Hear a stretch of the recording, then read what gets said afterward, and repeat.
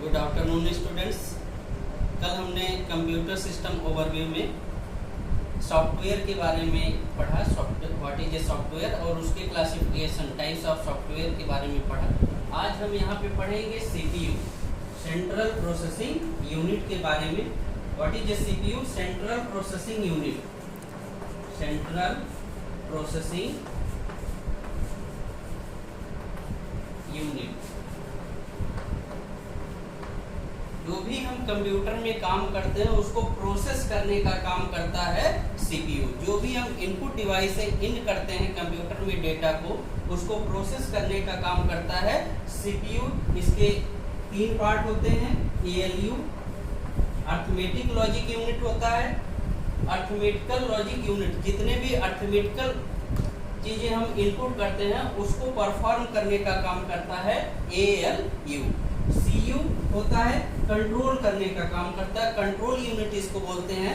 CU को control unit का काम करता है। जो भी एलयू काम कर रहा है, जो भी एलयू प्रोसेसिंग में, सेंट्रल प्रोसेसिंग यूनिट में काम कर रहा है एलयू, उसको कंट्रोल करने का काम करता है सीयू, कंट्रोल यूनिट बोलते हैं। जब ये दोनों प्रोसेसिंग हो जाती है तो एक होती है मेमोरी यूनिट, वहाँ पे डेटा हमारा क्या होता है, स्टोर होकर के आ जाता है। जब डेटा फाइनली प्रोसेस होता है एलयू सीयू के द्वारा, तो डेटा हमारा यहाँ पे मेमोरी यूनिट में जाकर के स्टोर हो जाता है। तो सीपीयू, सेंट्रल प्रोसेसिंग यूनिट, जो भी हमारा कंप्यूटर में काम कर रहा है, एज ए ब्रेन आप कंप्यूटर कह सकते हैं सीपीयू को, सेंट्रल प्रोसेसिंग यूनिट। और उसके तीन पार्ट होते हैं, ALU arithmetic logic unit, CU control unit, memory unit, और वहां पे डेटा आकर के स्टोर होता है। उसी में एक है लैंग्वेज प्रोसेसर।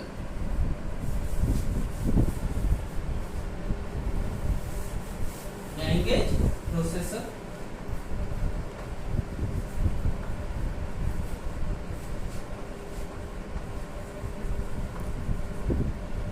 लैंग्वेज प्रोसेसर का काम होता है लैंग्वेज को प्रोसेस करना।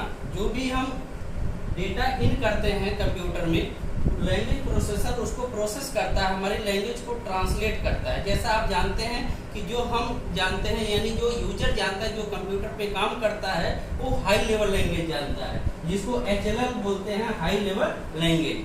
कंप्यूटर लो लेवल लैंग्वेज जानता है। कंप्यूटर कौन सी भाषा जानता है? लो लेवल लैंग्वेज। तो हमारी भाषा को कंप्यूटर कैसे समझे और कंप्यूटर की भाषा को हम कैसे समझें, उसके लिए आया लैंग्वेज प्रोसेसर। लैंग्वेज प्रोसेसर का काम होता है कि हमारी भाषा यानी हाई लेवल लैंग्वेज को कन्वर्ट करने का काम करता है लो लेवल लैंग्वेज में, और लो लेवल लैंग्वेज को कन्वर्ट करने का काम करता है हाई लेवल लैंग्वेज में। तो language processor convert the high level language to low level language and also convert the high level language to low level language. ये तीन प्रकार के होते हैं, three types of language processor, compiler, interpreter और assembler.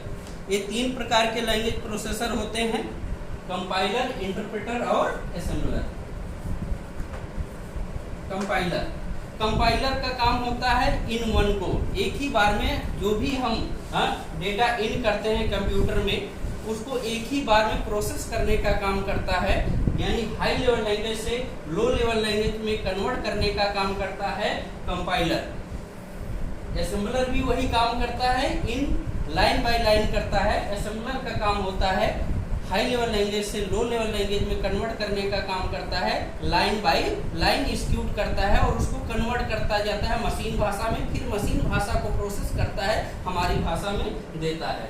Assembler, assembly level language. सबसे पहले जब प्रोग्रामिंग लैंग्वेजेस आई तो मशीन भाषा में ही प्रोग्रामिंग होती थी, फिर डेवलपमेंट हुआ, धीरे धीरे डेवलपमेंट हुआ तो assembly level language I. Combination of low level language and high level language को मिला करके एक language I, assembly level language. तो असेंबलर उस असेंबली लेवल लैंग्वेज को कन्वर्ट करने का काम करता है लो लेवल लैंग्वेज में, फिर से अगेन उसी को लो लेवल लैंग्वेज को कन्वर्ट करता है हमारी लैंग्वेज में, यानी हाई लेवल लैंग्वेज में। तो लैंग्वेज प्रोसेसर के तीन पार्ट होते हैं, कंपाइलर, असेंबलर और इंटरप्रेटर।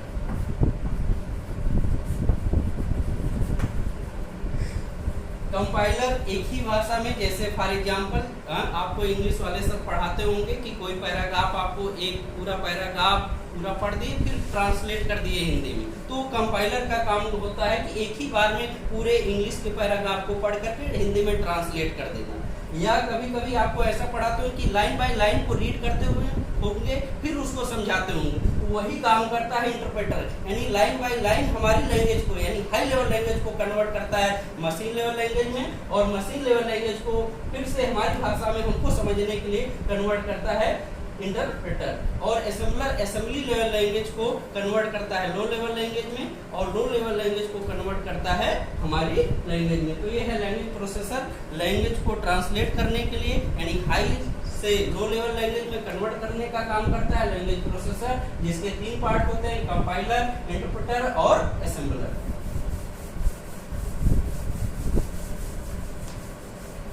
अब आते हैं मेमोरी यूनिट। मेमोरी यूनिट 2 प्रकार की मेमोरी यूनिट होती है, 2 टाइप्स ऑफ मेमोरी यूनिट, जहाँ पे हमारा डेटा स्टोर होता है, जो भी कंप्यूटर में हम लोग काम करते हैं जहाँ पे हमारा डेटा स्टोर होता है, उसी को मेमोरी यूनिट कहते हैं। 2 types of memory unit, primary memory and secondary memory. Primary memory and secondary memory. Primary memory में डेटा हमारा टेम्परेरी स्टोर होता है, फॉर एग्जांपल रैम।